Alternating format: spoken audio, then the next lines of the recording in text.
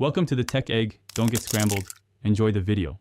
Start by powering on your Hisense Smart TV and opening settings from the main menu. Navigate to Network and choose wireless or wired connection depending on your setup.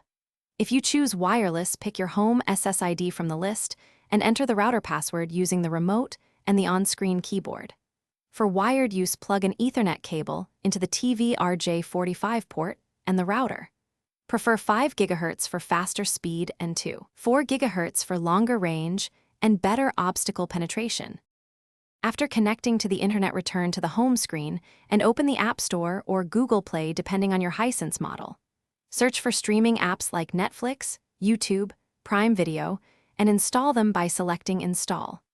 Use the built-in browser to visit websites and navigate using the remote pointer, arrow keys, or voice search if enabled.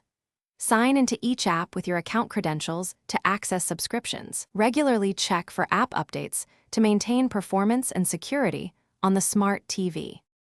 If video buffers or apps fail, first restart the TV by powering off and unplugging for 30 seconds. Check your router location and move it closer to the TV or switch bands between 4 GHz and 5 GHz for better stability. For persistent DNS issues, change the TV network DNS to 8 or 1 using advanced network settings.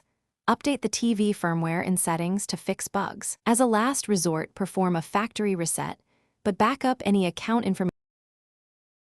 Thanks for watching. Consider subscribing if I helped unscramble your problems.